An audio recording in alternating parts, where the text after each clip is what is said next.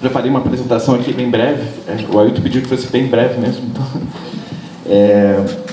Ailton Krenak nasceu em 1953, no Vale do Rio Doce, território do povo Krenak. É um dos mais importantes líderes e pensadores dos povos indígenas no Brasil. Ativista socioambiental e defensor dos direitos indígenas, organizou a Aliança dos Povos da Floresta. Contribuiu para a criação da União das Nações Indígenas. Teve papel determinante para a conquista do capítulo dos índios na Constituição de 1988. É comendador da Ordem do Mérito Cultural da Presidência da República e é professor doutor honoris causa pela Universidade Federal de Juiz de Fora. E em 2019 publicou o livro Ideias para Adiar o Fim do Mundo pela Companhia das Letras, que é esse livro aqui, né? Bem, eu peço licença para falar muito brevemente sobre a minha situação como filósofo aqui na presente circunstância. Estar ao lado do Ailton, de Ailton Krenak, ter a honra de apresentá-lo aqui hoje a vocês, significa para mim, entre outras coisas tão mais importantes, a oportunidade de reconhecer algo essencial e íntimo, embora quase sempre esquecido ou negligenciado, acerca do sentido da própria filosofia. Algo que está no nome dessa disciplina, né, como todos sabem. Se ser filósofo é ser amigo da sabedoria, não é porque se seja seu dono, mas enquanto e somente enquanto se põe à sua escuta, a escuta da sabedoria. A filosofia, antes de mais nada, é recepção de pensamento, receptividade ao pensamento de outrem, à sua sabedoria. Para quem quer que deseje filosofar, é isso que eu queria dizer, Ailton Krenak é um sábio. Seria pouco dizer que ele é um filósofo. A sua sabedoria, seu pensamento-palavra, seu pensamento-mundo, tem, como ele próprio diz, a traduzir o nome do seu povo, Krenak, o sentido da terra, a terra e seus povos como sentido e orientação. Referindo-se à condição indígena como definida pela recusa do equívoco da assim chamada civilização, por meio da expansão cósmica das subjetividades e da profunda comunhão ecomental com a terra, Ailton dirige a nós, leitores e leitoras, nesse livro mais recente, a seguinte pergunta, eu cito: quantos perceberam que essas estratégias, as dos povos indígenas, só tinham como propósito adiar o fim do mundo? Isso desde sempre. Somos alertados com isso para o fato de que o que está em questão, que sempre esteve em questão, é o fim do mundo, a rigor de inumeráveis mundos na Terra, fim pendente da relação entre os povos, humanos e extra-humanos que a habitam. É o que desde sempre muitos de nós temos esquecido, é o que precisamos com absoluta urgência lembrar, uma vez que, a essa altura, continuar esquecendo, ou melhor, fingindo esquecer, é conspirar para o pior dos fins. Então aqui eu queria dar graças infinitas à sua sabedoria, Ailton. Salve Krenak, salve cabeça da terra.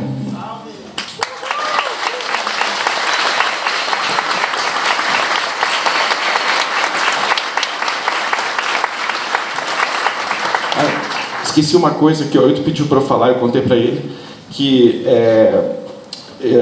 eu, junto com a minha colega Maria Adriana Camargo Capello, nós estamos coordenando as atividades do Grupo PET Filosofia da UFPR nesse ano, e nossa temática, o tema do ano é Imagens do Antropoceno, e um item de maior destaque na bibliografia que a gente tem...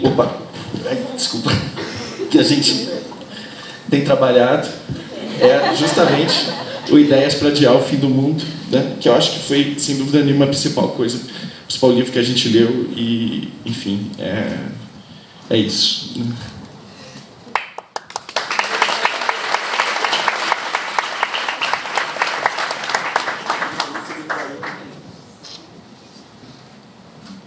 Eu saúdo todos vocês que estão criando esse ambiente tão acolhedor e criativo para o nosso encontro. E foi uma surpresa não só para mim, mas para quem organizou o nosso encontro, a presença tão enorme de pessoas que aceitaram vir para essa conversa.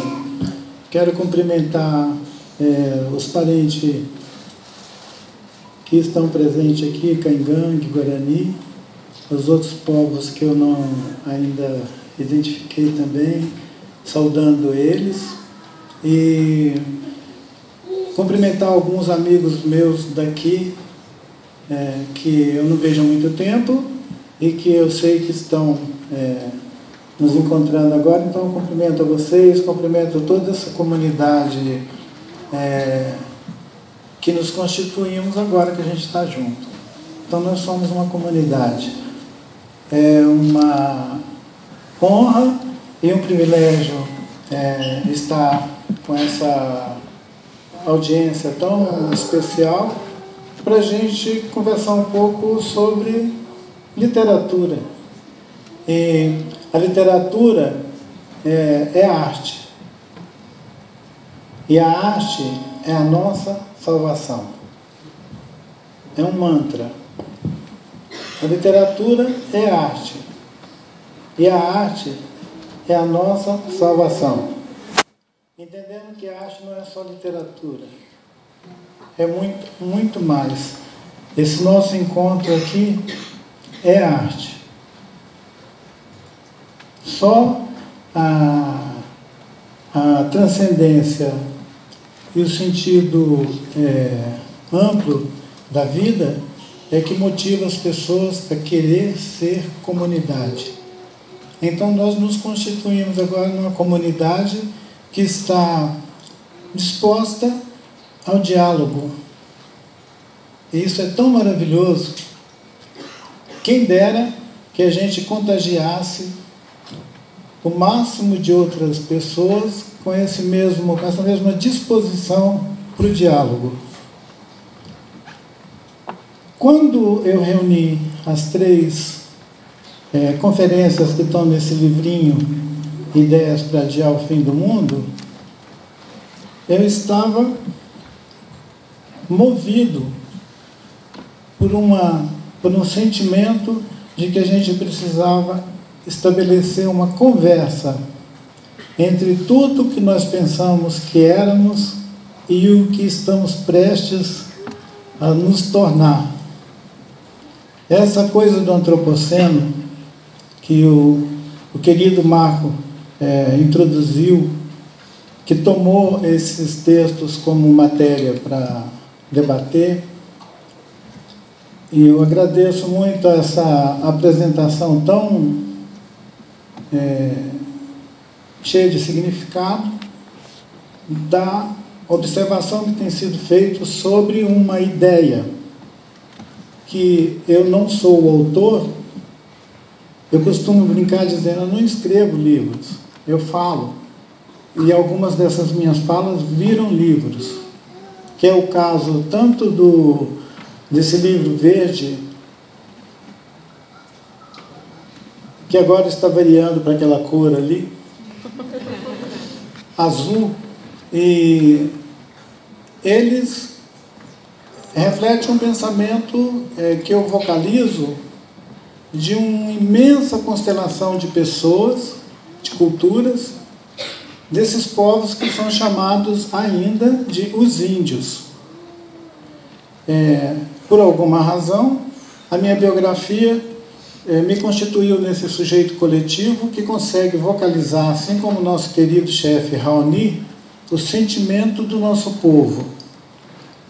Na antiguidade, já tinha nos nossos antigas tradições pessoas que tinham mesmo o Nyeporã, a fala boa, e a criança crescia e se desenvolvia com essa habilidade que talvez para os estudos seja alguma coisa como filosofia. E essa filosofia, ela não é obtida nos livros, ela é feita na vida, na experiência direta. Você nasce e vive a experiência direta de se constituir numa pessoa singular, capaz de criar, de pensar, de projetar o mundo possível para ser compartilhado com todos os seres, inclusive as formigas, as abelhas e algum marimbondo que picar você também, ele também está falando com você. Todos. É uma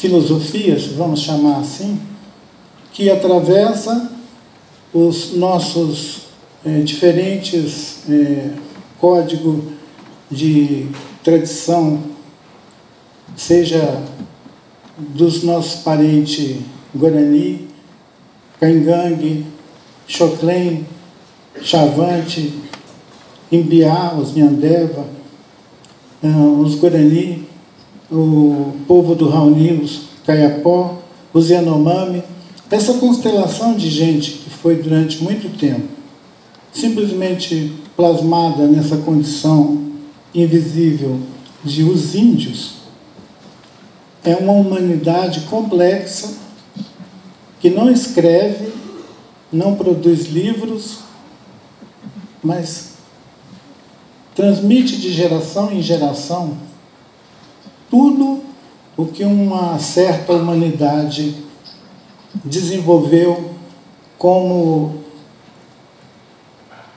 afetos com a terra, para continuar nascendo, criando os filhos, comendo, vivendo, celebrando a vida, sem incidir sobre a vida de uma maneira irreparável, que é aquele pensamento que se você tomar água numa nascente hoje, você tem que poder tomar água nessa nascente, e outras pessoas também, por várias gerações depois da sua. Esse pensamento, eu acho que a maioria dos jovens daqui já entrou em contato com ele, porque ele é difundido em várias tradições, mas ele é principalmente o texto da carta de um chefe chamado Seattle. O chefe Seattle, ele é autor da carta que inspirou o movimento ambientalista na década de 50, 60, quando conheceram uma carta chamada Carta do Grande Chefe. Eu imagino que no tempo dele, em 1860, ele fosse uma pessoa assim do vulto que o Raoni tem hoje em dia no mundo. Um general mandado pelo presidente de Washington levou uma cavalaria para avisar para esse chefe que era para ele sair do caminho, que eles iam levar o progresso. Esse homem, que tem uma cidade lá nos Estados Unidos com o nome dele, Seattle, era o nome de um homem que vivia no meio do seu povo, pescando, ensinando, fazendo algum cultivo da terra. E quando o general chegou com os soldados dele, disse para ele: olha, o grande chefe de Washington disse que é para você sair daí, que a gente veio comprar sua terra. Aí o Seattle disse: como alguém pode pensar que pode ser dono da terra? A terra não pode ser vendida. A terra não é uma mercadoria. Quando você morrer, você vai ficar enterrado aqui, ó. Você morre e você vira terra aqui, ó. Então eu não posso vender essa terra para você, eu não sou dono dela. Essa terra é que me possui, eu não sou dono dela.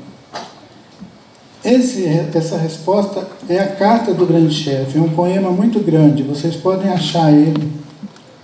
Essa meninada que gosta de olhar nos arquivos da internet, pode procurar a Carta do Grande Chefe, que é um poema muito grande, muito bonito.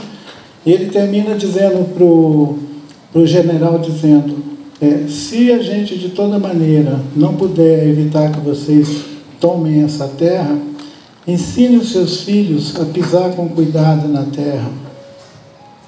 Então essas filosofias, elas não são uma experiência exclusivamente do povo indígena daqui da América do Sul, não.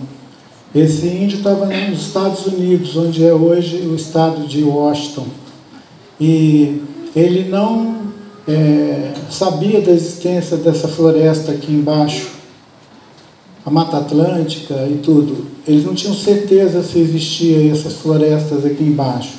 Quando eu encontrei com alguns desses anciãos nos últimos anos, eles diziam: a gente sonhava que existia uma floresta lá para baixo e era cheia de gente, mas a gente não tinha certeza como vocês estavam, se vocês estavam vivos ou mortos. Aí a gente conversou sobre isso, e nessa ocasião eu fiquei sabendo que os Estados Unidos tratou tão mal os nossos parentes lá, quanto o Brasil trata mal os nossos parentes aqui. Nisso nós empatamos com os Estados Unidos, gente. A gente pode botar no placar que a gente empatou com eles.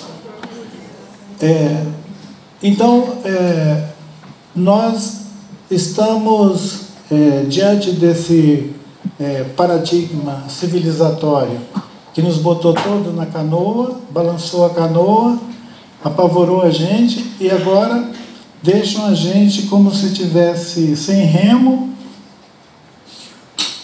esperando ver o que o oceano vai fazer com a gente. Isso não é um fenômeno local. Os adolescentes, as crianças, fizeram uma movimentação que vocês viram, uma greve global, em todo o mundo. Até lugares onde tinha uma pequena comunidade de 1000 pessoas, 500 pessoas, alguém parou e fez a greve. Eu acho que foi uma das atitudes mais poderosas que as pessoas dessa geração que se sentiu enganada está fazendo.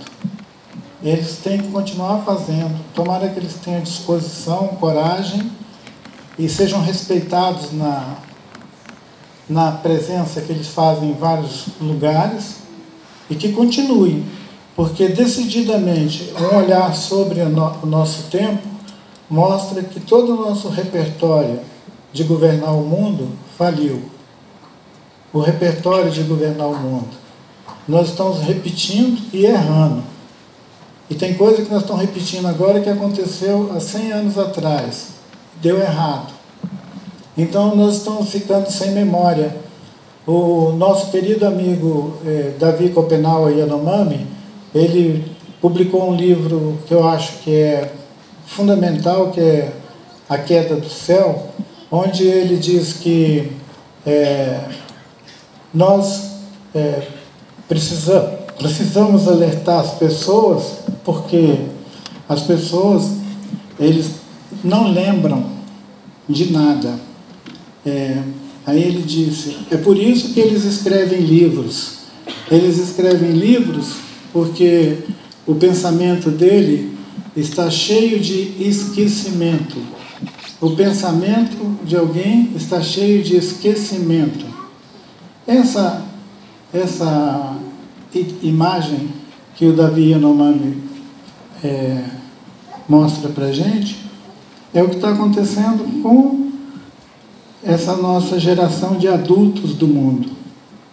As crianças estão denunciando o fato de os adultos terem mentido para eles e estarem roubando o futuro dessas crianças. Eu não imaginava que a humanidade, com o domínio de vários meios, que nós chegamos no século XXI, prevalecesse numa batida tão estúpida de destruir o planeta, a ponto dos seus netos terem que dizer para eles, parem, vocês estão destruindo a nossa casa, destruindo o planeta. Eu tenho uma esperança muito grande nesses mais novos que estão fazendo essas movimentações. Eu espero mais deles do que de qualquer outra liderança adulta, e me incluindo. Então, eu acredito que a espontaneidade das crianças, dos adolescentes, sendo ouvida, elas podem revelar coisas muito importantes para, no caso de ter algum tempo, a gente ainda fazer alguma coisa. Considerando que se nós estamos no antropoceno, significa que a contagem regressiva de uma parte de nós desembarcar já está dado o sinal. Não é nenhuma profecia, é uma constatação. A hora que a Terra esquentar mais um pouquinho, a metade de nós vai descer do barco. Os outros vão ficar dentro do barco, a gente não sabe como é que eles vão fazer e o que eles vão ter que fazer para seguir no barco. Eu fiz essa introdução ampla porque eu senti a acolhida de vocês e uma expectativa tão grande de começar uma comunicação, mas quem vai conduzir nossa conversa é o professor Marco, que está aqui junto comigo, que me apresentou para vocês como já fez. Eu devolvo a palavra para ele. Muito obrigado.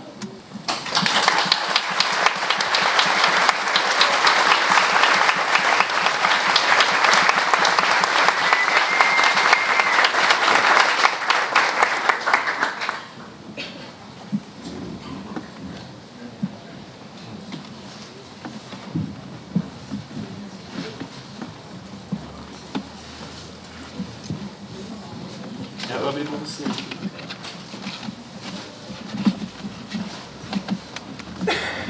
Bem, gente, a ideia, conforme a instrução que a Celise me passou, é abrir para perguntas e a gente poder conversar com o Ailton. Eu peço licença aqui para colocar uma primeira questão. Bem, pensando no tema da Semana Literária, que é literatura, vozes para recriar o mundo, né? Eu queria começar te perguntando a você, Ailton, sobre o poder das histórias, o poder que as histórias têm de recriar o mundo, ou como você diz no livro, de adiar o fim do mundo. Porque no livro você ressalta mais de uma vez como é que assim, a diferença que as histórias fazem, né? Até leio um trecho aqui. Você diz assim: no Equador, na Colômbia, em algumas dessas regiões dos Andes, você encontra lugares onde as montanhas formam casais.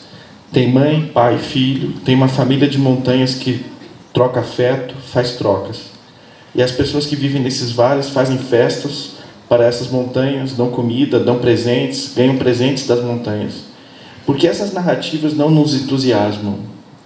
Porque elas vão sendo esquecidas e apagadas em favor de uma narrativa globalizante, superficial, que quer contar a mesma história para a gente, né? Eu não sei se eu interpreto bem, mas eu acho que está aqui a ideia de que o caráter de cada povo, o caráter que é formado na relação com os outros povos e com a natureza, tem que ver no fundo com as histórias que são contadas, né? Tanto que no livro você sustenta que a chance de adiar o fim do mundo depende justamente da possibilidade de contar outras histórias, em lugar daquelas que conspiram para esse fim, né? Você diz, eu cito de novo: o tipo de humanidade zumbi que estamos sendo convocados a integrar não tolera tanto prazer, tanta fruição de vida. Então, pregam o fim do mundo como uma possibilidade de fazer a gente desistir dos nossos próprios sonhos. E a minha provocação sobre adiar o fim do mundo é exatamente sempre poder contar mais uma história. Se pudermos fazer isso, estaremos adiando o fim. É o que você diz. E daí eu queria te perguntar, como é que as histórias criam e destroem mundos, né? É porque os mundos são eles mesmos feitos de histórias, né? Como as histórias? Como elas criam e destroem mundos, né? Que relação é essa entre mundo e história, né? Tanto no sentido da criação, quanto no sentido da destruição. Porque, como você diz, tem uma história aí, né? Uma grande história, que sequer é a única que está destruindo tudo, né?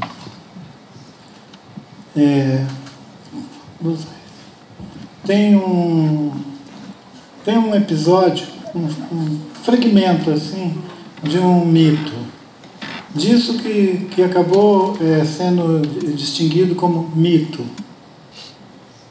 A história do Ocidente, a longa história do Ocidente, essa flecha no tempo, que ela está sempre prospectando alguma coisa, e essa ideia do tempo linear, ele é o condutor da história. Uma história que ela tem um desenvolvimento como uma flecha. Essa história que tem um desenvolvimento como uma flecha, ela está sempre puxando a humanidade histórica, que pensa dentro da história, para esse movimento que é uma criação da nossa cabeça. Quando eu disse que existe um tempo fora desse flecha da história, tem um tempo ao lado dele, esse lugar é um mito, é o tempo do mito. Só que como os povos que são portadores dessas memórias foram invisibilizados, o seu saber foi reduzido a uma condição de lenda, mito, contos. São contos. Acontece que até uns 300, 400 anos atrás, todos os nossos antepassados viviam exatamente assim. Contos. Os contos dos nossos ancestrais, eles foram matéria para construir a narrativa da história do Ocidente. Essa narrativa, ela não caiu do céu. Essa narrativa foi construída. Ela foi construída por gerações e gerações de pessoas contando história. Vocês sabem muito bem que há 400 anos atrás não era possível a gente lançar esse livro aqui agora. E nem que a gente fizesse uma viagem no tempo, não tinha ainda essas tecnologias. Nós todos contamos histórias. A humanidade viveu contando história até outro dia. Se ela tem aí uns 10 mil, 100 mil, vamos imaginar que essa humanidade tem 100 mil anos de história, mais ou menos, ela só fez contar coisas. Ensinar a cozinhar, ensinar a caçar, ensinar a fazer fogo, ensinar a fazer abrigo, ensinar a pegar um remédio, ensinar a pegar um bicho morto, tirar a gordura dele, fazer uma coisa para te proteger do frio, passar gordura. Isso é a nossa farmácia, é a farmacopeia, isso é a nossa medicina. A medicina que a gente tem hoje não existiria se tivesse um monte de gente testado isso, vivido isso. Aqui na América do Sul, quando os primeiros viajantes chegaram, eles ficaram admirados de encontrar aqui práticas que faziam, por exemplo, alguém adormecer.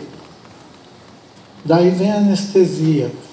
Eles viram que aqui tinha gente que tinha outras tecnologias também. Então, nossos povos sempre estiveram migrando por aí e contando história.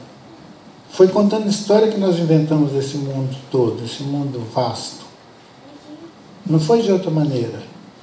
As narrativas que foram se constituindo é como se elas fossem o espelho das coisas que a gente fez. Nós já fomos fazendo.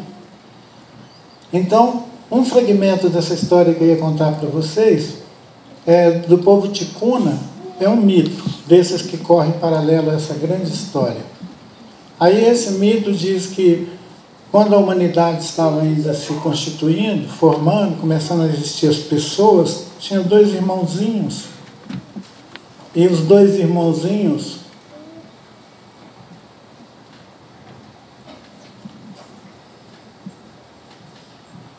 criavam as florestas, criavam os lagos, criavam os rios, criavam peixe grande, criavam bichos, só com a palavra. E tinha um que era muito espontâneo, ele falava tudo o que ele pensava. Tinha um outro que moderava ele, igual o Marco. Ele é meu moderador. Aí ele corrigiu o irmãozinho dele, para o irmãozinho dele não fazer alguma coisa que fosse danosa. Aí o irmãozinho dele subiu numa palmeira, mais alta do que uma açaí fininha, né, uma jaci, subiu lá em cima na palmeira da jaci, ficou lá em cima, o irmão de juízo dele cá embaixo, ei, não fala nada não, fica quieto aí. Aí ele se balançou lá em cima da palmeira e olhou bem longe. E o irmão dele, não fala isso, não fala isso. Aí ele falou, está vindo uma humanidade lá do outro lado do mundo e ela vai acabar com a gente.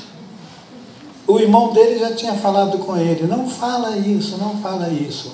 Então ele disparou no tempo, nesse tempo que as palavras têm o poder de criar as coisas, um evento que ia acontecer no futuro, muito ainda distante.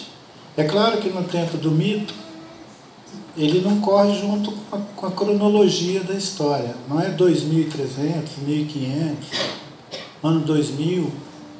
É outra experiência do tempo, porque é quando esse tempo sai da órbita da Terra e se relaciona com o cosmos. Então, quando eu vejo cientistas dizendo que vão botar uma plataforma na Lua, em Marte, eles aumentam ainda mais a minha péssima impressão que eu estou tendo da ciência. Porque a gente tem tanta coisa para fazer aqui na Terra, aí nós vamos botar uma plataforma em Marte. Está parecendo aquela pessoa que não consegue resolver problema nenhum na casa dele e quer ser o prefeito da cidade, o governador, o presidente. Então, era bom fazer horta, né? Aprender a fazer horta. Fazer horta, plantar moranga, plantar banana, plantar alimentos saudáveis. Eu gostei muito de saber que Curitiba vai ser provocada a constituir uma zona livre de agrotóxico nas suas roças, nas suas hortas, começando pelas hortas, mas chegando no sítio, na produção de alimentos. Eu achei essa ideia tão boa que eu estou com a esperança de que vocês continuem tendo uma cidade bonita e que vira um jardim. Porque se ela tiver planta para todo lado, ela vai virar um jardim mais bonito. Pode ser com coisas de plantas de comer, mas pode ser também com remédio. Pode plantar muitas coisas na horta e a cidade vai ficar melhor. Contar história para continuar criando mundos é como semear, plantar horta, plantar jardim. E a cultura do Ocidente, por ela ter separado o nosso corpo humano da Terra, achando que nós somos uma coisa e a Terra é outra, ela foi criando gerações e gerações de homens e mulheres que passaram a ter medo da Terra, ou nojo da Terra, ou vergonha da Terra. E muitas poucas dessas culturas perseveraram em algum sentido de que a Terra, ela dá comida, ela precisa ser cuidada. Mas a grande maioria acha que a Terra é uma mercadoria para consumo. Você pode cortar ela, fazer buraco, explodir ela, amassar. E, inclusive, introduzir no ciclo dela o veneno, que é um agrotóxico. Mas eu não vou fazer campanha contra agrotóxico. Eu só estou mencionando isso, tá bom? E, afinal de contas, tem aquela campanha que já fala assim, o veneno está à mesa. O veneno está à mesa. Vocês já viram falar nessa campanha? É uma campanha que alerta que a maior parte dos produtos que a gente come na feira, no mercado, a base da produção dela é usando agrotóxico, que vai ficar nas frutinhas que a gente vai comer, na folhinha que a gente vai comer. E essas crianças que estão dizendo parem com isso, eles estão dizendo um parem bem amplo, é um parem com tudo, porque senão não era uma greve mundial. Aí podia ser só uma manifestação, foi uma greve mundial, é um parem com tudo. E quando esse menino que subiu na palmeira, o Joey, subiu, o irmãozinho dele sabia que ele podia aprontar alguma coisa e ficou alertando ele. Não adiantou muito, ele fez tudo errado. Tem várias histórias antigas nossas que falam dessas escolhas que em diferentes tempos nós fizemos e mostra a destruição ou criação desses mundos como uma coisa que é nossa. Nós fazemos isso. Então, é uma experiência de autoconhecimento, saber que nós que fazemos o mundo ser o que o mundo é. ninguém aqui está condenado ao mundo, né? Nós fazemos o mundo do jeito que ele é. E quantos de nós, quando era mais jovem, não escutava essas recomendações dizendo, olha, o mundo é o que você cria, né? O mundo é o que você vai fazer. Se tem gerações que cresceram ouvindo isso, será que não entenderam nada? Ou decidiram que o mundo que a gente quer é esse mesmo? Porque o mundo que a gente convive nele hoje, ele não foi programado, ele não foi projetado por nós, ele foi projetado pelos nossos avós. Eu fiz até uma brincadeira dizendo que agora nós estamos encomendando o mundo da próxima turma que virá. A gente faz a encomenda como alguém que liga para o serviço de entrega de comida. Sim, tá. Olha, eu quero um mundo com agricultura produzindo muito alimento em toda a terra, para todo mundo ter comida, assim, para jogar fora. Então é esse mundo que vocês estão produzindo agora? Tá bom. Então vamos lá fazer esse mundo. Acaba com a biodiversidade, assola o planeta com monocultura e começa a criar comida para todo mundo. Onde tinha 300 animais, agora vai ter uma vaca, um porco e uma galinha. E aí isso faz com as sementes, isso faz com a agricultura, isso faz com a variedade de tudo. Nós temos monocultura. Nós estamos chegando a um mundo onde tudo que é cultivado aqui é cultivado na China, no Afeganistão, na Coreia, na África. Então, nós estamos cultivando tudo em qualquer lugar e nada. Porque se tiver uma pequena interrupção desse fluxo, desabastece tudo. Porque nós estamos parecendo incapazes de planificar minimamente como que a gente se comporta com a água, com o ar que nós respiramos, com o deslocamento da gente entre uns e outros nos lugares, nossa cidade, aldeia, vila. E isso é uma coisa boa para a gente pensar e fazer. E como o mundo ele é feito por nós, a gente não precisa ter a desculpa de que a gente é refém do mundo. O que está se parecendo ultimamente é que o planeta Terra virou nosso refém. O planeta Terra. Porque essa humanidade virou uma espécie assim de capa do planeta e ocupou tudo. Então nós temos uma situação nova no mundo, que é da gente ter que aprender a viver uns perto dos outros, mesmo que não ache isso uma boa ideia. E porque nós somos muitos, e porque a complexidade das nossas cidades, das nossas movimentações, dos nossos filhos, dos nossos netos, dessa geração que vem imediatamente depois dos nossos filhos e netos, só vai ter mais complexidade. A gente não pode achar que vai ficar empurrando a história assim, como se a gente não tivesse nada a ver com isso. Então, quando o chefe Seattle falou com o general, não, a gente não vai vender a terra para vocês, adiantou muito pouco. Vai ver o que eles fizeram com aqueles territórios lá no norte. Então, a gente parece aquelas formigas corredeiras, né? Vai da América do Sul à América do Norte comendo. Você sai no quintal, as plantas estão tudo peladas. Então, assim, é uma monocultura onde a mercadoria ficou sendo o maior bem que alguém pode desejar. Ao invés de desejar uma convivência criativa com outras pessoas, nós estamos nos dirigindo cada vez mais para a mercadoria, para a ideia, né, seja um carro, alguma coisa, fora da gente. E desliga da Terra e acaba desligando também uns dos outros, de nós mesmos. Ele é meu moderador. Vamos pedir para ele me moderar, então. Tudo bem? Posso fazer mais uma? Mas daí eu fico quieto. Eu queria muito fazer essa pergunta para você, porque um ponto que me chamou muita atenção no livro. Na verdade, enfim, é uma coisa muito impressionante, assim. Eu queria fazer uma questão sobre o conceito de queda, né? Que tem uma presença muito marcante no livro, assim, porque você parece mencionar diversas instâncias de quedas, né?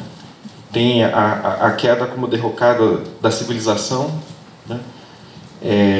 Tem a queda do céu, no sentido em que o Davi Copenau fala disso, né? E tem a queda, acho que esse é o sentido mais surpreendente, né?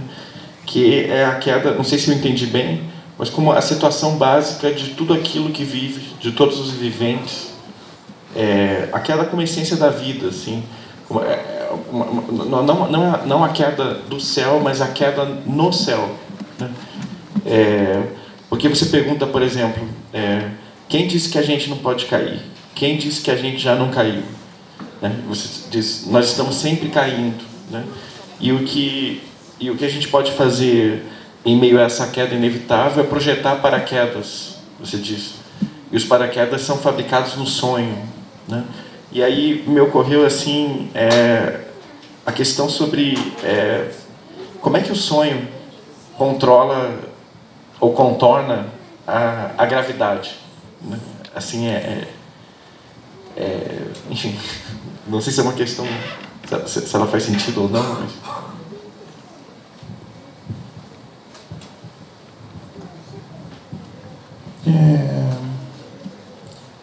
O sentido de que nós sempre caímos, ele é mais afirmativo da nossa longa experiência de passar por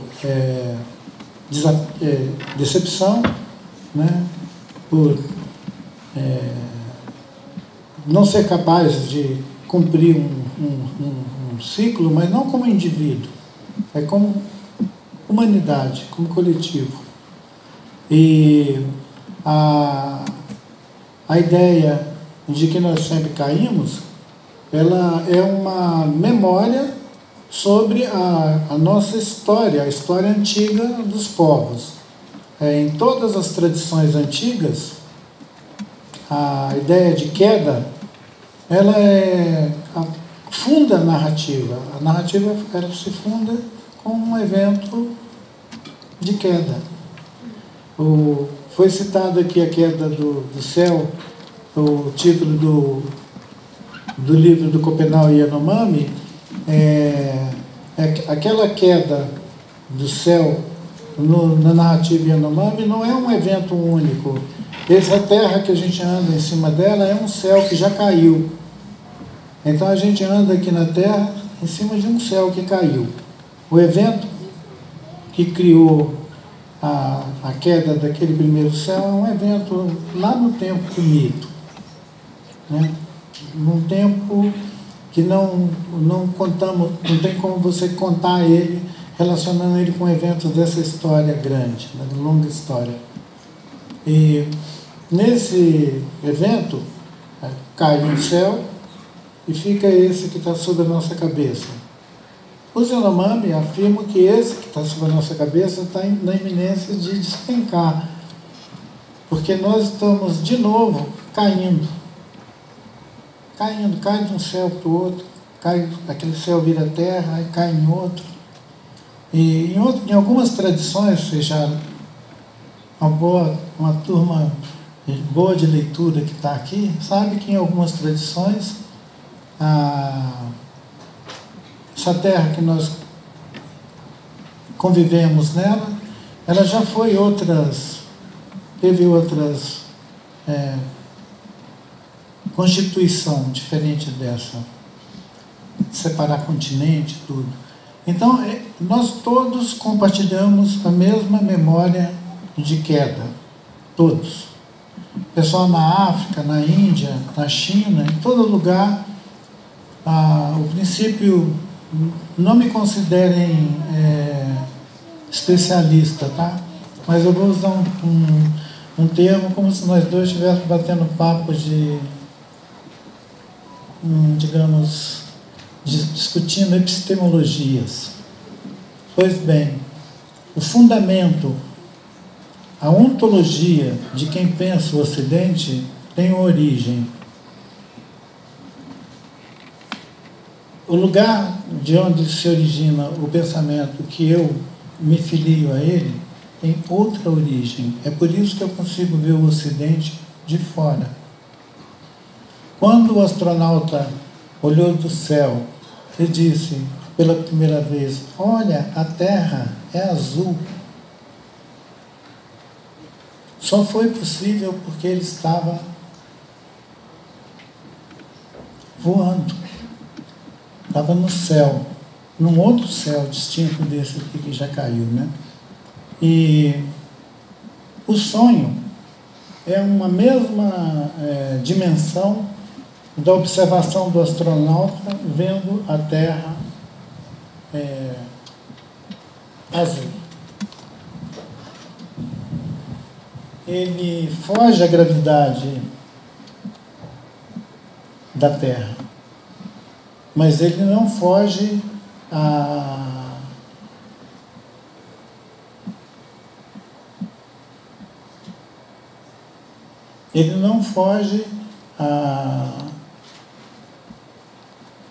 ao pertencimento que essa trajetória tem com o cosmos. Ele negocia os termos da sua circulação. No livro mesmo do Schopenhauer, ele fala que o sobrinho de Eumano é genro do Sol. O sobrinho de Eumano é genro do Sol. Então você imagina que circulação que tem fora da Terra e como que são desenvolvidos diferentes modos de estar no mundo, de conviver no mundo, que esses povos que ficaram, de alguma maneira, no tempo do mito, mas que agora estão tendo a possibilidade de trazer isso para escrita, né? Acessar esse mesmo campo da criação literária que outras pessoas fazem e começar também a compartilhar nossas ideias. Sobre a queda, eu acho que consegui entender a sua pergunta, o sentido dessa queda, em que momento que ela ocorre, como que ela sempre existiu. Uhum. Obrigado, Ailton. Bem, vamos abrir para as pessoas fazerem perguntas? Pode ser? Como? Ah, sim. E eu te passo esse aqui. Vamos ver onde tem entrado mais para frente? Aquele lá para lá, esse aqui para cá,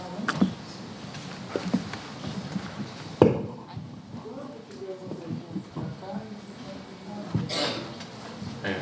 Alguém gostaria de fazer uma pergunta? Não tem um microfone para ir lá atrás, não? Já tem. Já tem. Obrigado, Feliz.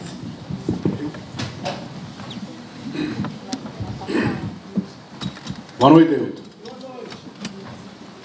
Ailton, é uma felicidade ter você aqui conosco. Muito obrigado pela exposição e muito obrigado pelo livro que você escreveu. Eu acho que fazia falta esse livro. Esse livro estava fazendo falta no nosso mundo. A minha pergunta é meio concreta. Há mais ou menos 20 anos atrás, eu imagino, você escreveu um texto que se chamava Borum Volta a Casa, saudando a volta dos Krenak à sua terra. E era uma saudação, né? E realmente valia a saudação porque os Krenak tinham recuperado o território no Vale do Rio Doce.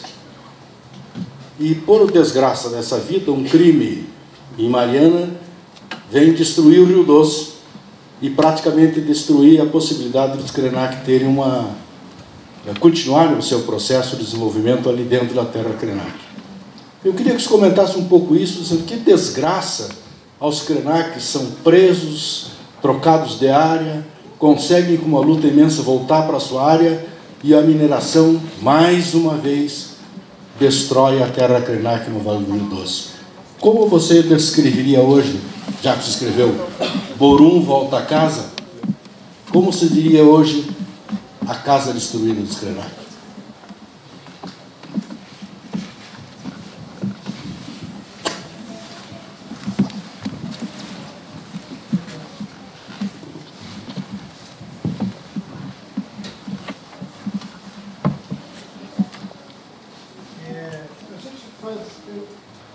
Pergunta e resposta, né? Tá bom. Eu acho. Eu fiquei olhando daqui para ver se eu achava que era o Maresi que estava ali. Eu fiquei olhando e falei, será que é meu amigo Maresi que está fazendo uma pergunta para mim? E quando os Krenak voltaram para casa, pois bem, senta que lá vem a história. Quando Dom João VI, quando a corte portuguesa saiu da Europa e chegou no Rio de Janeiro, em 1805, os colonos da floresta do Rio Doce estavam passando por falta de investimento, de dinheiro lá para colonizar a região. Eles vieram e pediram para o Dom João VI fazer uma guerra contra os Krenak, tomar nosso território e dar um dinheiro para os colonos se estabelecer lá no médio Rio Doce. O Dom João VI, que estava chegando de Portugal também sem grana, pensou, afinal de contas, esse pessoal arrumou um jeito de me botar para trabalhar. E o rei autorizou a entrada dos colonos na floresta do Rio Doce, gente, com a mesma intensidade e violência com que está se incentivando hoje botar fogo na Amazônia. Então, sobre os céus que já caíram, aquele céu caiu, aí tem um céu aqui que virou terra, essas quedas, nós temos uma longa experiência. Se em 1810, 1815, e essa guerra se estendeu até a década de 70, 80, do século atrasado, lá, 1800, e quase que acabou com o nosso território, com o território, vasto território da floresta do Rio Doce.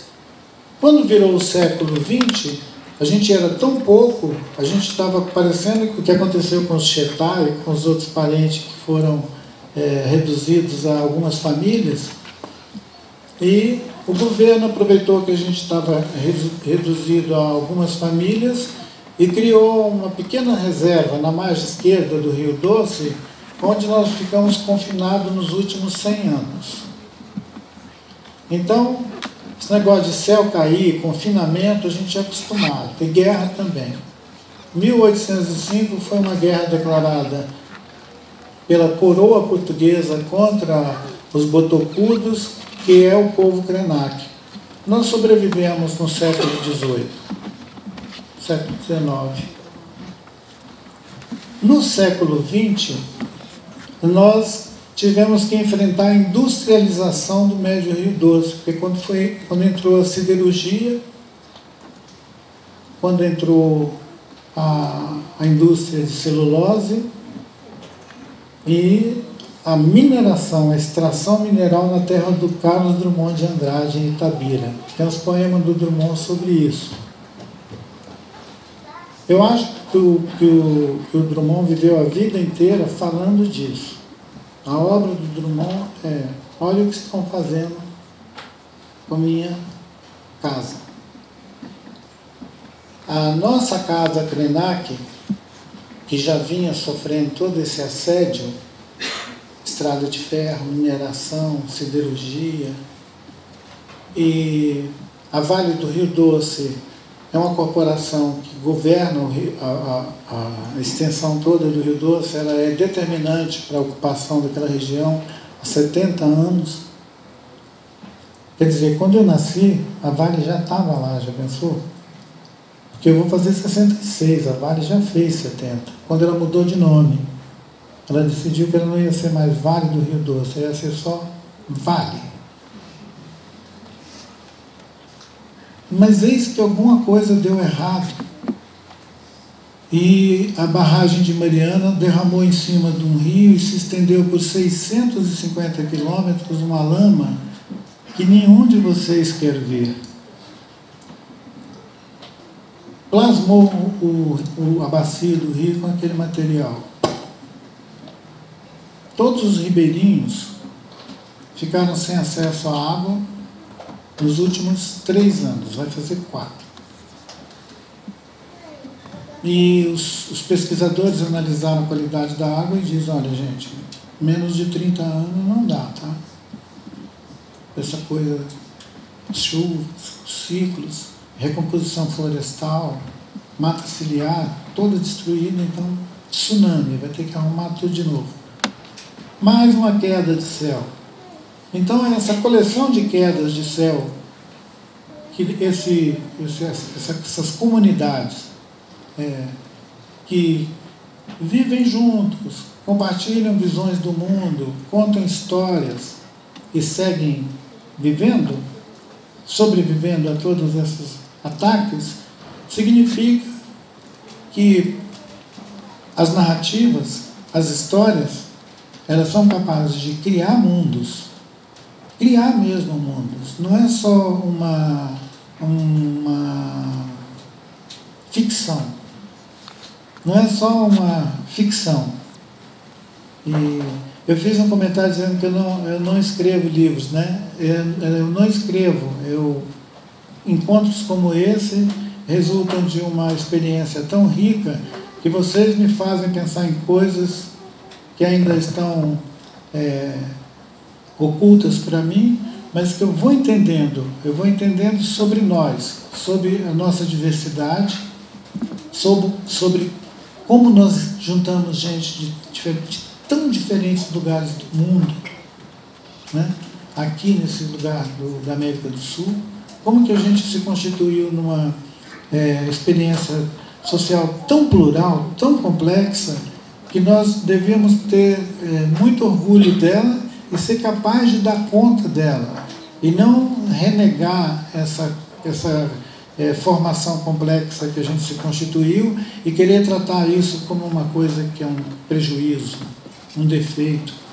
E são poucos os lugares do mundo que reúnem uma diversidade tão, no sentido mesmo, de povos do mundo inteiro, aqui no Brasil. Então, algumas dessas condições são tão especiais e a gente banaliza e não trata com a importância que tem, com a preciosidade que tem. Ao invés da gente simplesmente dar por vencidos e achar que nós somos uma sociedade incapaz de se auto-organizar e cuidar da casa.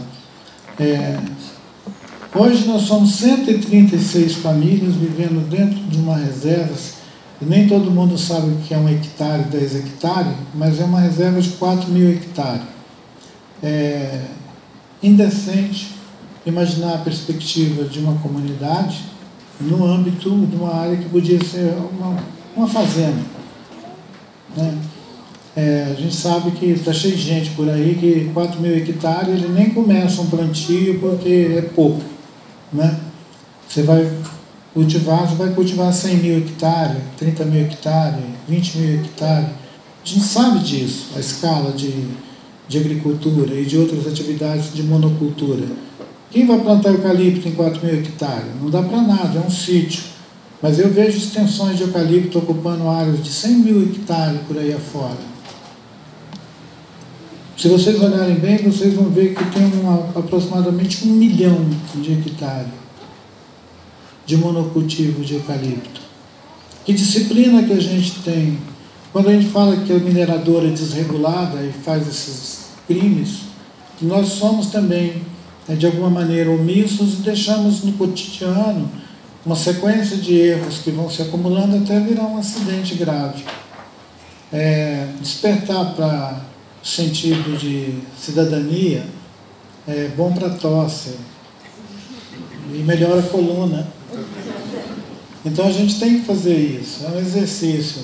É como fazer um Tai Chi Chuan, não é isso? Se eu tivesse com o meu pequeno maracá aqui, eu ia compartilhar pelo menos um canto, já que a gente fez referência às montanhas que têm parentesco uns com os outros, e que o povo que vive ao pé daquelas montanhas faz festa para a montanha, canta para a montanha, como foi lido o texto aqui. de novo, não é só uma citação de alguma coisa assim, como a literatura fantástica do Gabriel Garcia Marques, que podia inventar. O Garcia Marques, por exemplo, ele podia inventar um continente onde as montanhas eram parentes umas das outras e que as montanhas que estão no Chile eram parentes das montanhas que estão lá no Equador, nos vales, que tem diferentes genealogias que são constituídas dessas paisagens, que a Cordilheira dos Andes é uma grande serpente, porque é assim que os nossos parentes lá do norte dizem que essa cordilheira é uma grande serpente. Então, as narrativas dos povos que deram nome para essas montanhas, elas ficaram no campo do mito, são mitos. Alguns dos nossos textos, o do Copenau Yanomami e esse livrinho, Ideias para Adiar no Fim do Mundo, eles dois tocam em pelo menos uma questão fundamental, que é: ainda existe um acervo de narrativas, de línguas, de cosmovisões, de ideias sobre o mundo que poderiam ser compartilhadas como um bem comum, conhecimento da humanidade. E eu acho que os jovens que estão indo para as universidades, que foi um fenômeno recente, na maioria das nossas aldeias tem jovens que estão frequentando a universidade, é um evento dos últimos 6, 8 anos, talvez 10. Mas tem alguns que já estão fazendo mestrado, doutorado. Então tem uma geração enorme de indígenas de até 20 anos de idade, ou um pouco mais, nas universidades brasileiras, estudando diferentes disciplinas e produzindo um pensamento crítico sobre o saber do Ocidente também. Porque talvez assim a gente consiga começar a fazer alguma troca e não ficar só querendo alfabetizar os índios, fazer os índios ler, fazer os índios escrever, colonizar os índios. Então, imagina que surpresa para uma professora que se formou dentro desses cânones da educação, né, que nós temos no Brasil desde o Anchieta, de que sala de aula, leitura, escrita, aí ela vai fazer esse trabalho de sala de aula, leitura e escrita com as crianças na aldeia e vão observar os pais das crianças dizendo: mas é bom você dar um tempo para eles brincarem também, para eles fazerem outras coisas, não é só ficar aprendendo a ler e escrever. E eu sei que quem vive na cidade não tem muita oportunidade de tirar os meninos de ler e escrever. Então eles acabam deixando eles nesse ler e escrever mais tempo do que é necessário. É só um comentário assim amigável. Antes que essas crianças decidam não ir em escola nenhuma, que vai ser uma boa surpresa.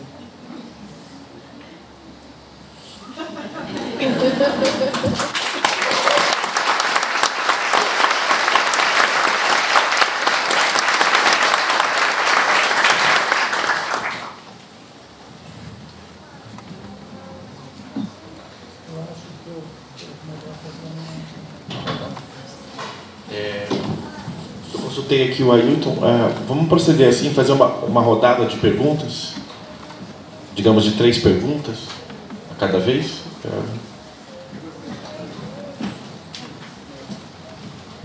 Acho que o microfone está chegando.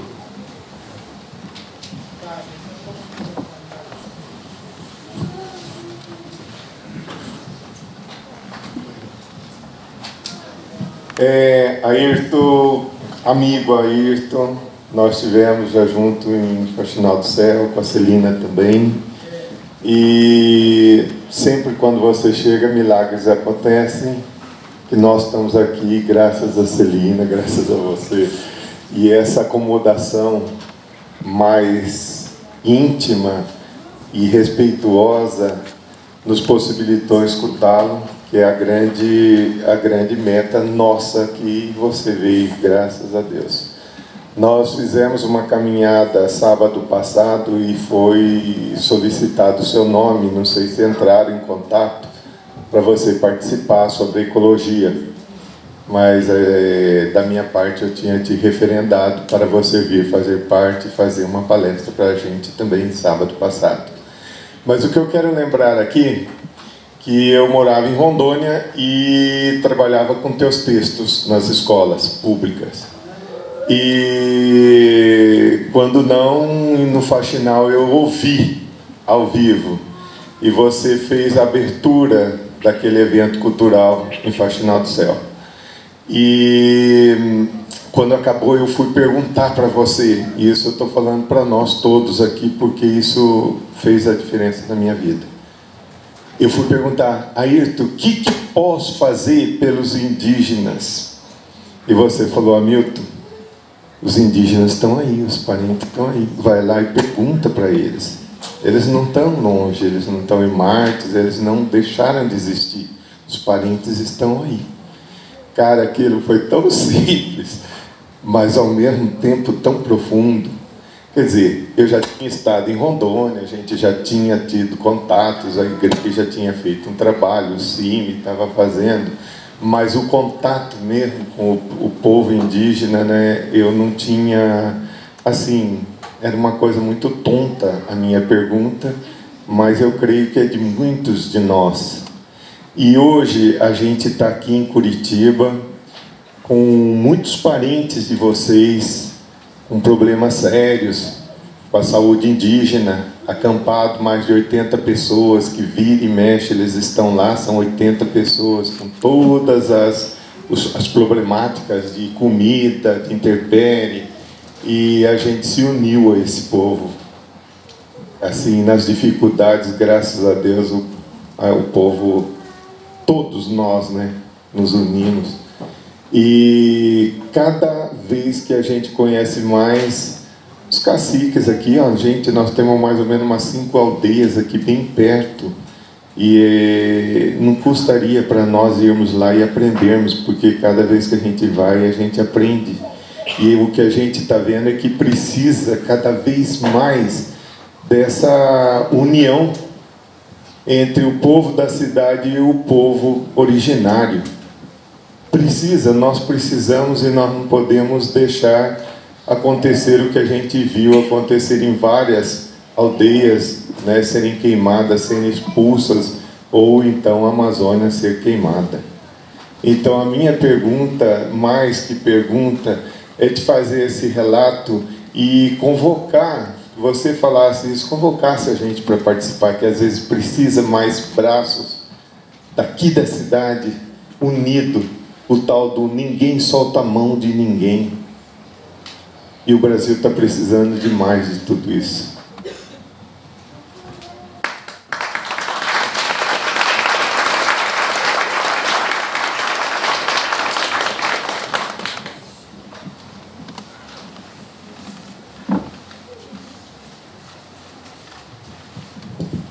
Mais alguma pergunta? Acho que alguém tinha levantado a mão já faz um tempo ali.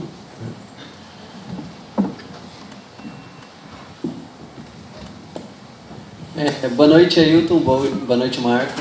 Eu queria agradecer a sua presença aqui. É muito importante. Mês passado vieram alguns irmãos da aldeia do Rio da Areia, aqui na Federal, para a Semana de Antropologia, né? E eles estavam conversando com a gente, contando mais ou menos como é que estava a situação deles. E uma coisa que eles mencionaram é que a cultura do povo deles está sendo muito atacada pela cultura ocidental europeia, né? A cultura ocidental está se apropriando da cultura deles, fazendo com que com histórias desconhecidas para a gente, né, não possam ser contadas, assim, porque estão cada vez mais assassinando eles e se apropriando da cultura deles. Como que a gente poderia se juntar para fazer com que essas histórias sejam contadas, tendo em vista a apropriação da cultura ocidental europeia e essa urgência com o fim do mundo? Obrigado.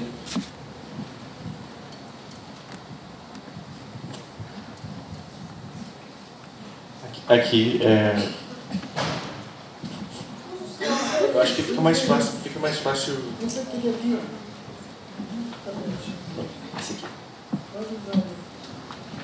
Alô?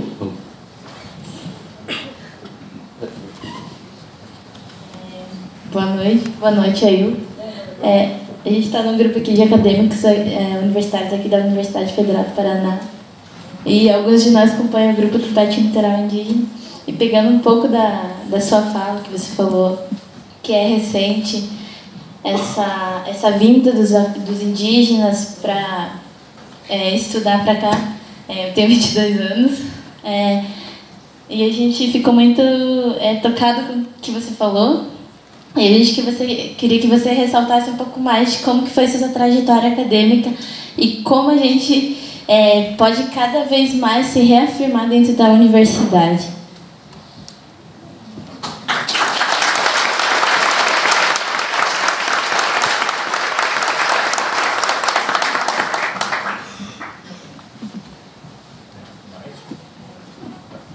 Mais uma.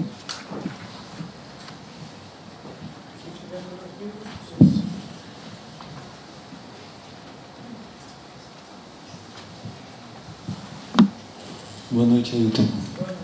Pô, obrigado demais, sua presença é maravilhosa aqui. Estou super feliz de estar ouvindo a sua voz. Eu queria perguntar, recentemente uma amiga que convidou você para ir para Altamira, ela me contou que quando ela ligou para você, logo você falou que iria e falou de um sonho que você tinha tido.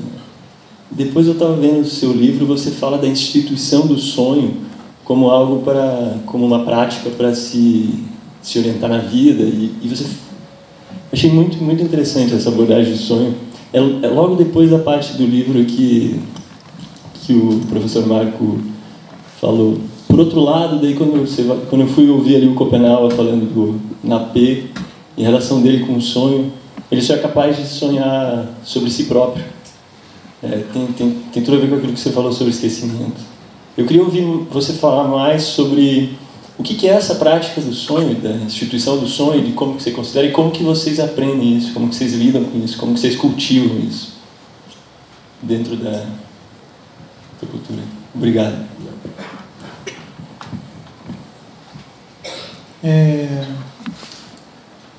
Sobre os parentes que vieram de lá esse lugar chamado Areia, Rio da Areia.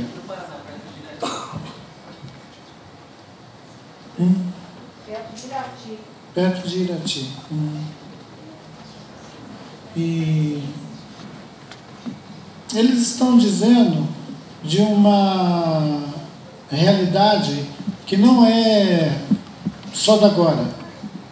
Essa erosão, né, de culturas, de histórias que nós podíamos compartilhar e que estão sendo perdidas, ela já é resultado de muita fricção ao longo desses últimos 50, 60 anos.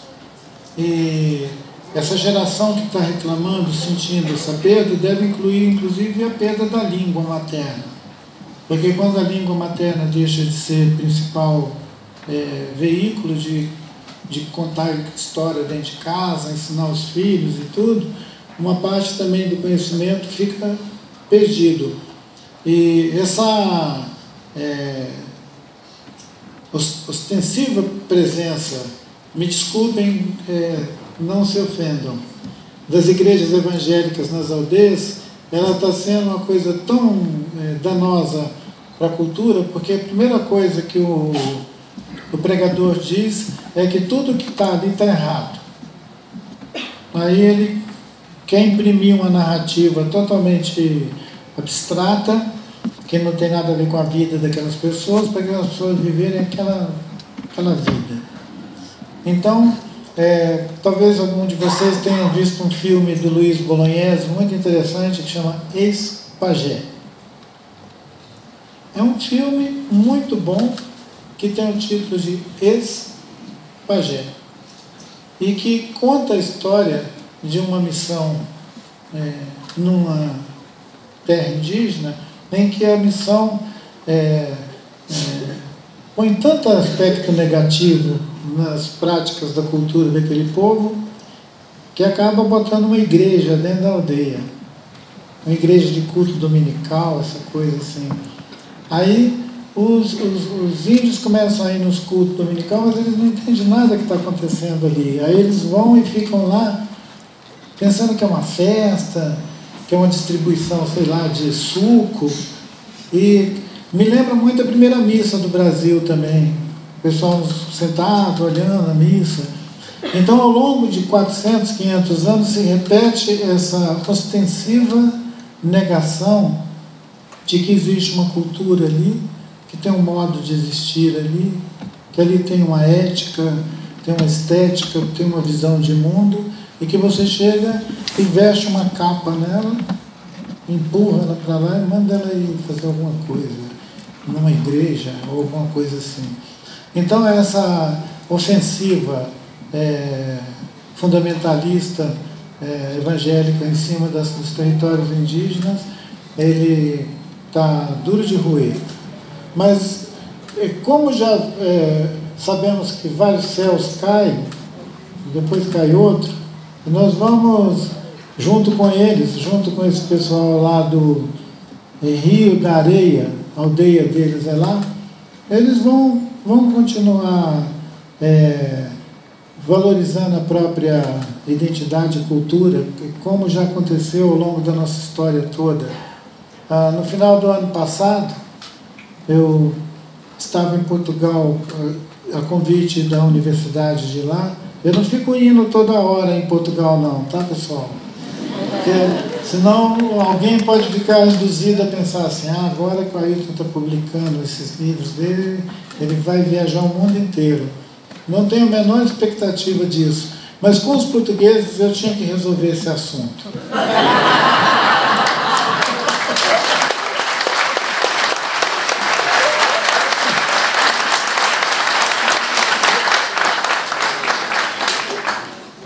Eu pensei que valia um encontro com eles. Eu falei, vamos produzir um bom encontro? Será que o português sabe fazer bom encontro? E foi dentro de Lisboa.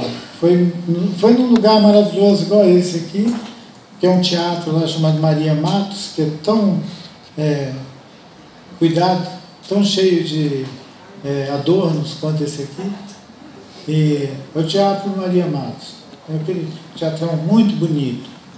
Aí eu disse para eles, tem um poema do Oswald de Andrade que diz que quando o português chegou na nossa praia, estava uma baita chuva. Aí ele vestiu os índios. Mas se o português tivesse chegado num dia de sol, os índios teriam despido o português. Aí eu contei isso para os portugueses lá em Lisboa, dentro do Teatro Maria Matos. Eu fiquei olhando e falei assim, eles não têm senso de humor. Eu pensei assim, português é diferente. O humor deles é o contrário.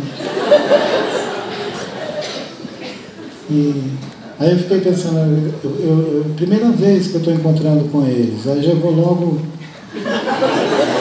contar piada de português, mas era uma piada complexa, né? Que foi o Oswald de Andrade. Então eu falei, foi o Oswald de Andrade. Se eles quisessem brigar, que brigasse com ele, com o Mário, né? Com o Mário de Andrade, com a turma deles. E foi um encontro muito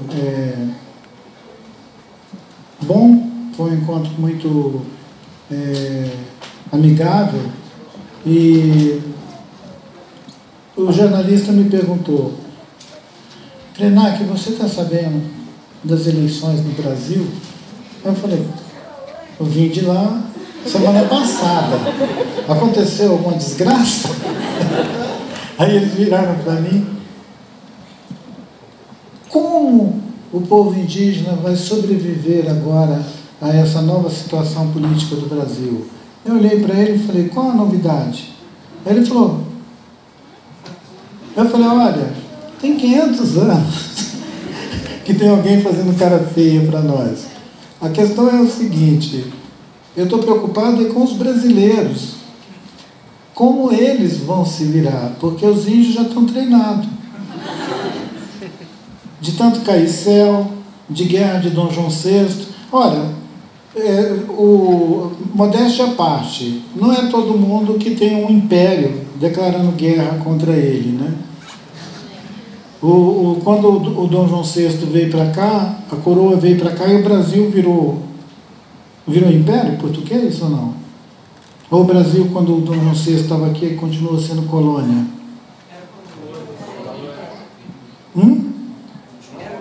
Era colônia, mas a família real vivendo aqui. Era sede do império, mas era colônia. Quando que essa praia virou império? Foi com Dom João? Não, foi com Dom Pedro? Imperador? Pedro I. Então, uma declaração de guerra pelo rei e depois continuada pelo príncipe e pelo vice-rei durante o século XIX inteiro.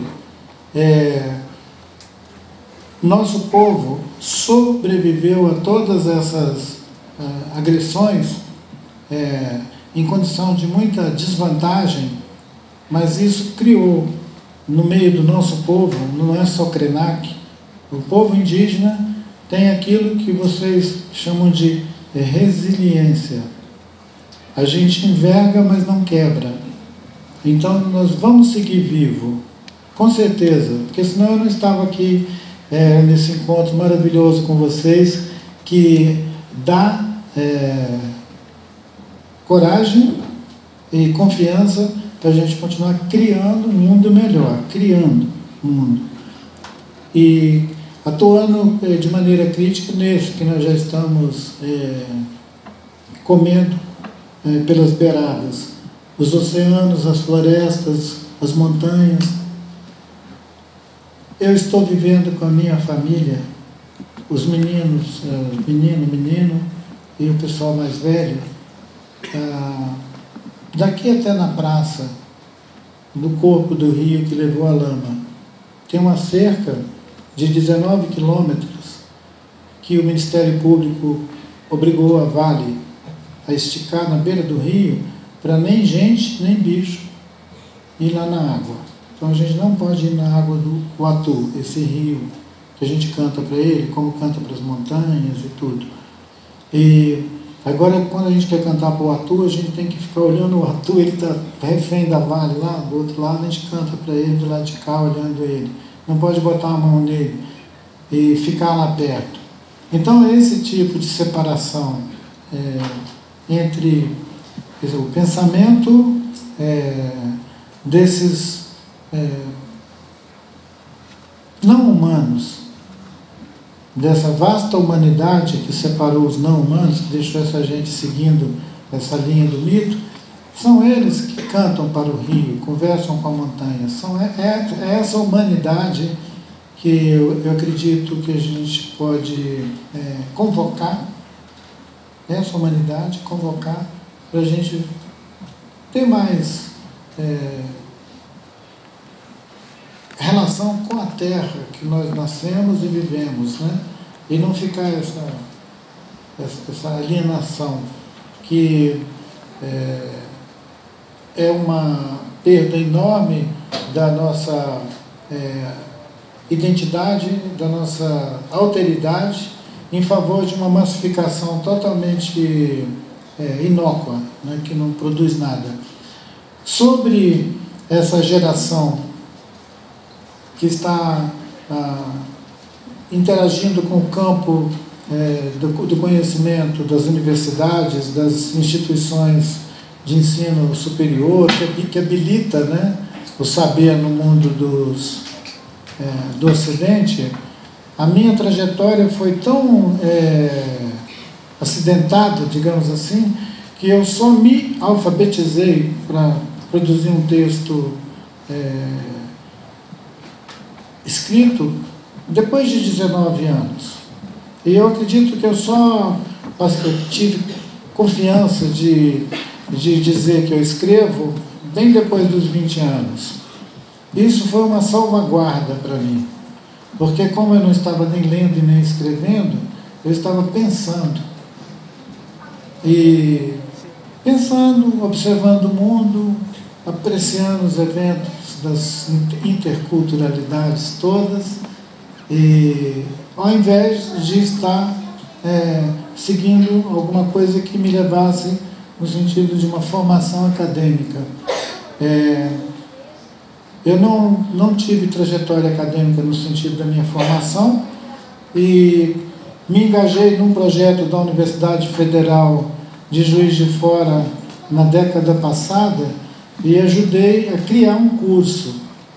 Então nós criamos um curso de História e Cultura dos Povos Indígenas para implementar aquela lei 11.000, eu sempre me esqueço o resto do número, 8.645. 11.645. É uma lei que estabelece que cultura dos povos, da história da África e do Brasil, dos povos originários daqui, criar um texto, criar subsídios para essa matéria chegar em sala de aula de maneira qualificada, né? Que é um acidente no tempo, a gente chegar no século XXI fazendo uma lei para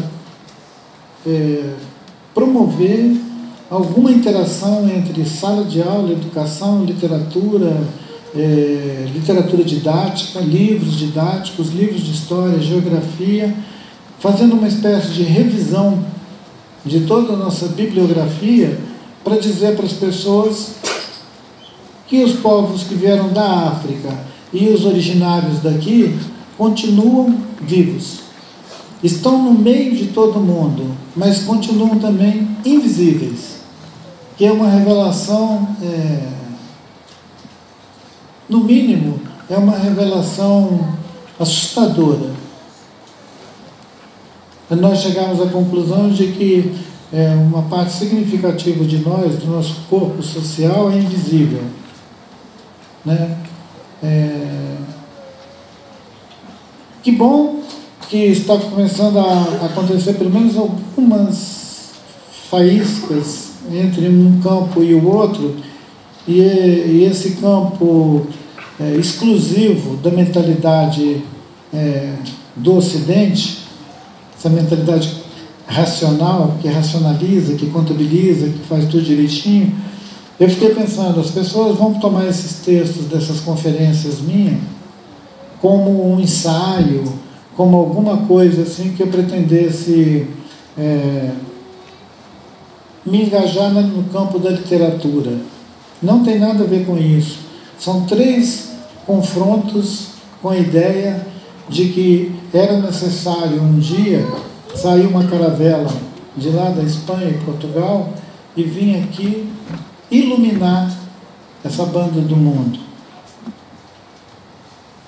Esse continente, há uns 600 anos atrás, talvez um pouco mais, 600, 800 anos atrás, esse continente já tinha uma atividade de florestas, de gente, de bichos e tudo, uma intensidade de vida nesse continente, e se a gente parar um minutinho para imaginar a beleza desse continente, a saúde desse continente, porque eu imagino os igarapé, os córregos, as prainhas, com aquelas infinidades de pequenas borboletas pegando sal na praia, ou das araras pegando sal nos barrancos. Toda essa costa, toda, cheia de floresta, cheia de comida, cheia de bicho. Olha que vida abundante. 600, 500 anos atrás. Como nós nos relacionamos com esse lugar, com essa beleza toda, com essa riqueza toda? Como que a gente se relaciona? Da maneira mais displicente, predando ela. Então, quando eu estou na beira do atu e sinto que ele está ali, em coma, porque é uma atividade essencial nessa cultura urbana, ocidental, é ter carro, é ter toda a produção que sai da metalurgia, que sai da siderurgia, que sai da extração do minério. Você vai tirar uma montanha e fazer ele virar um carro, ou um microfone. Então, nós estamos com os aparatos, os aparelhos, os equipamentos, toda a maquinária que a gente precisa para a gente manejar, a gente tem que tirar do chão, ou do fundo do oceano, ou da floresta, para fabricar. Então nós estamos assim, extrativistas ao máximo, a gente está assim, comendo o planeta. Me desculpem contar isso para vocês a essa hora da noite, que muita gente deve ter falado, nossa, falar que a gente está comendo o planeta, que horror, eu vou embora. Mas nós estamos com a maior impessoalidade, não é nada pessoal, mas nós estamos sim feito traça comendo o planeta, com muito pouco senso crítico sobre as coisas que a gente apropria da Terra. E a civilização da mercadoria, por excelência, é essa civilização do Ocidente. Ela é a civilização da mercadoria, não tem jeito. E para ela se criticar, eu imagino também que é muito difícil. Porque quando aconteceu da lama da mineração cair em cima do rio, ficou todo mundo atônito. A primeira coisa que o governador fez foi declarar solidariedade com a empresa.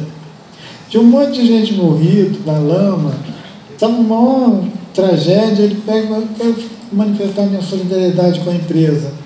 Que coisa! Ele podia ter manifestado a solidariedade dele com um carro, a minha solidariedade daquele carro, aquele avião, e essa absurda ideia da mercadoria se erigindo como uma única coisa para o nosso desejo. A realização do ser humano é uma mercadoria. Não é outro ser humano, não é outro não humano. Eu impliquei um pouquinho com a ideia de humano e não humano em um dos textos, porque eu queria intencionalmente provocar nas pessoas um pouquinho de reflexão sobre a ideia de humanidade que nós nos constituímos, uma ideia de humanidade. Então eu ponho em questão se a humanidade tem alguma coerência, se ela se institui com alguma coerência. Qual é o critério para você entrar no clube? No clube dos humanos. Porque o Milor Fernandes falou que tem uns que são mais humanos do que o outro. Na humanidade, nós somos todos iguais, só que alguns são mais iguais do que os outros.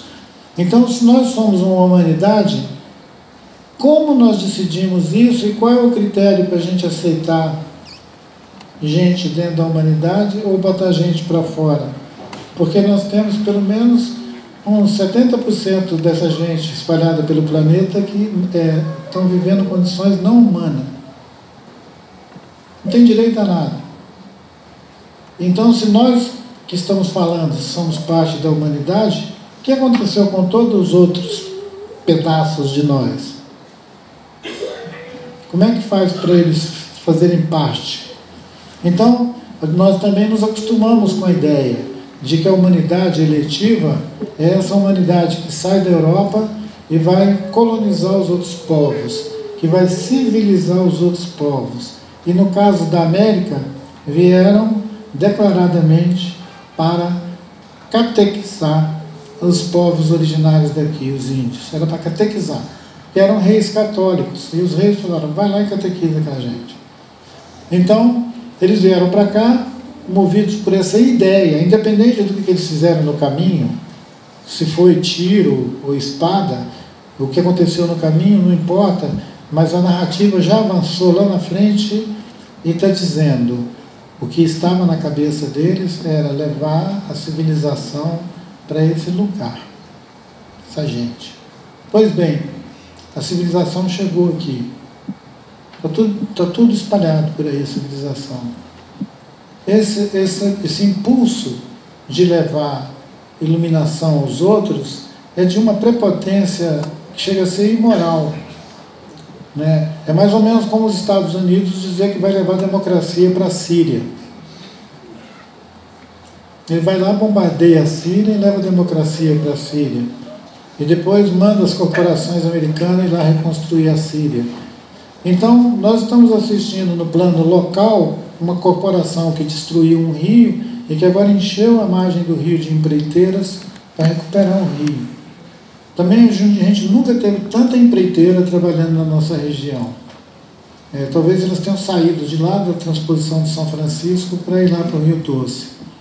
Então, assim, tem umas lógicas tão sem qualquer conexão com outros termos que não seja o objetivo imediato de se apropriar da natureza, controlar a natureza.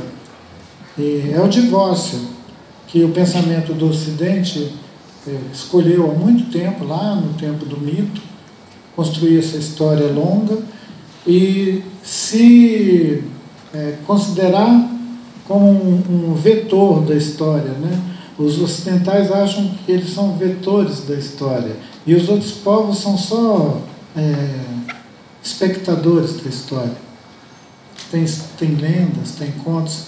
E esse lugar, por exemplo, que é atribuído para a América Latina no concerto dos outros povos, é um lugar claramente subalterno e de franco desrespeito com os povos originários daqui. É isso. Então nós tínhamos que, com essa nossa convivência complexa, pensar como nós queremos que nos vejam, ou como queremos ser para nós mesmos, mais até do que nos verem, né? Como que nós queremos nos enxergar, nos ver.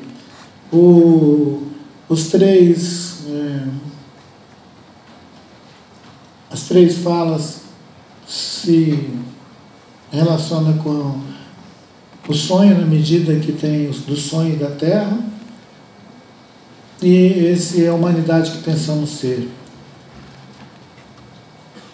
Eu acho que tem alguém querendo fazer uma pergunta. Acho que tem alguém querendo fazer uma pergunta. Não perguntar para ele? Não perguntar para ele?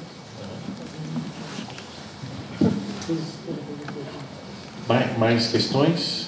Pode ser uma última rodada.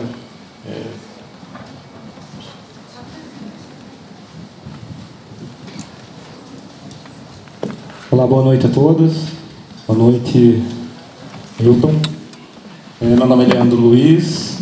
Eu sou do Setoriado de Cultura Indígena de Curitiba e eu sou estudante de agroecologia. E uma das coisas assim que eu posso dizer para vocês que mudou a minha vida foi ir até uma aldeia e conhecer a realidade de uma aldeia. Então façam isso quem não fez. E isso é, quem sabe, um dos primeiros caminhos para estar entendendo tudo que a gente ouviu aqui hoje, né?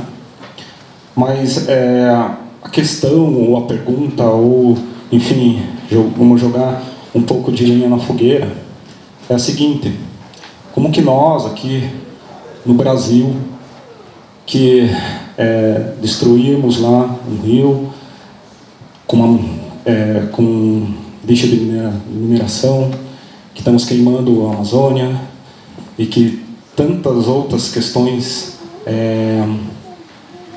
ligadas à poluição, enfim, e que a gente não vê uma massa tão grande A gente vê aqui, claro, uma massa, mas eu estou dizendo uma massa lá fora, entende?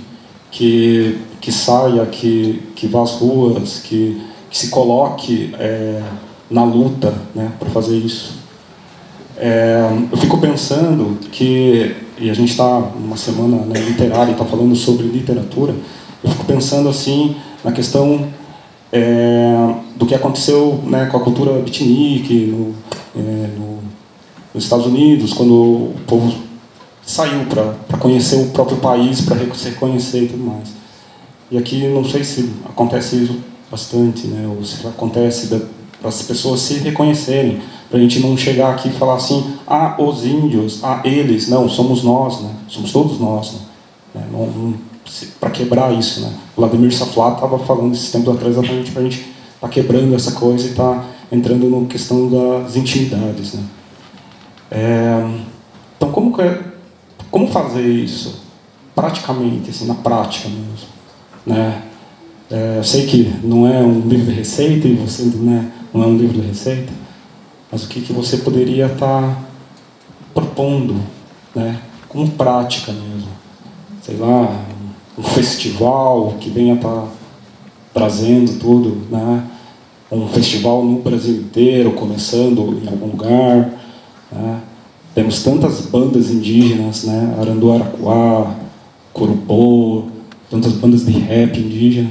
Então, a gente está conhecendo isso e está dando voz a isso.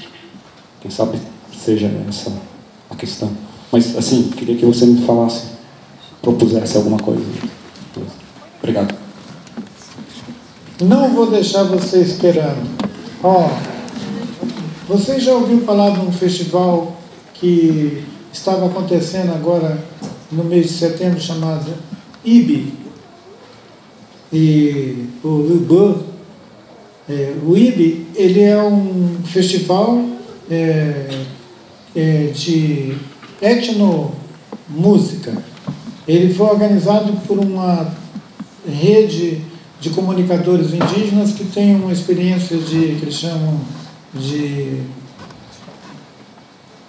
rádio etnomídia. É uma experiência de etnomídia e chama Rádio Iandé. A Rádio Iandé, ela é assim a experiência de rádio mais próxima dessa experiência que a gente tem das FM, né, das rádios de longo alcance. É uma web rádio. E ela já ganhou expressão a ponto dela ter gente no mundo inteiro que prestigia a programação. O tempo inteiro tem entrevistas, falas, situação como essa aqui do nosso encontro vira um programa. Então,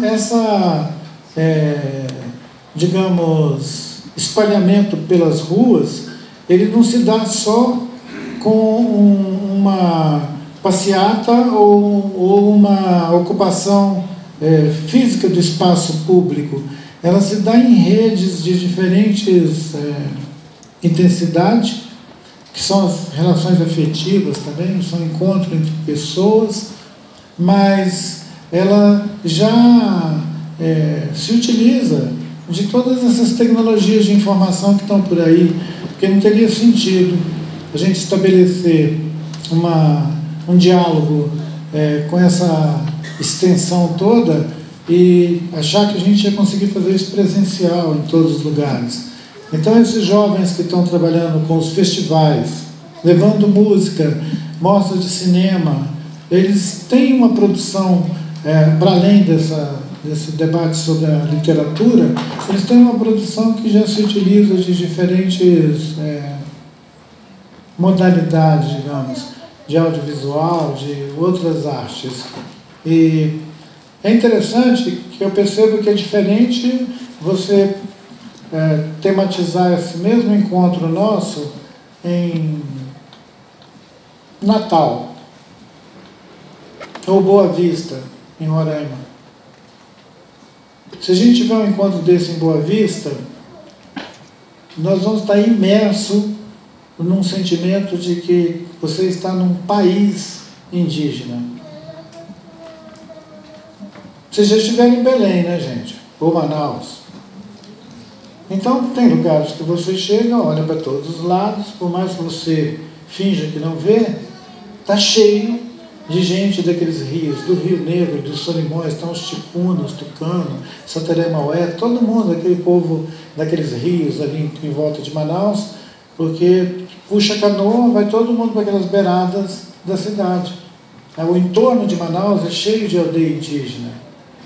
E por mais que as pessoas finjam que não sabem disso, são eles que carregam toda aquela tralha que embarca e desembarca nos portos dali de Belém, de Manaus, e dos outros portos do Rio Amazonas, do Madeira. Então tem uma presença diferente dessa expressão dos povos indígenas em diferentes regiões nossas. E, curiosamente, essa região sul, do Rio Grande, Santa Catarina e o Paraná, eles se apresentam nessa memória das nossas embates ao longo da história como um lugar de colonização recente. Olha que absurdo. É claro que da perspectiva dos historiadores, isso é um lugar de colonização antiga, né? Missões e tal. Mas do ponto de vista, se a gente pudesse explorar uma perspectiva da história indígena, essa região do Sudeste é uma região de colonização recente. Só para contrariar os historiadores, ficar inventando moda para depois eles ficarem me provocando. Aquilo que você falou ali, que a história dessa região é diferente da história da de lá. E o fluxo de trocas, a influência na língua, o imaginário mesmo de povos que vivem do centro-oeste para cima é muito diferente do imaginário do pessoal que vive aqui no Sudeste. O pessoal que vive aqui no Sudeste, eles têm uma perspectiva sobre esse país que é totalmente distinta da perspectiva que alguém que nasceu no norte de Goiás e viveu lá por gerações tem sobre esse país. Ele é um continente, né? Imenso. E vale a pena andar por esse território, inclusive para sentir que ele é a nossa casa, né? E não esperar alguém instituir um passaporte entre um lugar e o outro para a gente andar aqui dentro. Não vamos esperar isso. Então vamos andar, aqui é a nossa casa, nosso país, vamos andar, visitar uns aos outros. E tem tanta coisa acontecendo ao mesmo tempo, envolvendo cultura, envolvendo esses debates de identidade, e em todos os lugares, pessoas de algum povo tradicional, de algum desses povos originários, estão interagindo com esses ambientes. Então vamos nos familiarizar com essa ideia, porque ela tira a gente desse lugar de estrangeiros na nossa própria terra, né? Tem mais pergunta?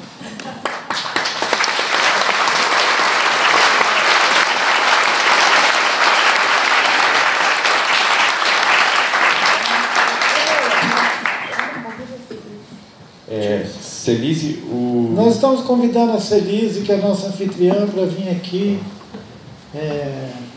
Não precisa trazer o microfone.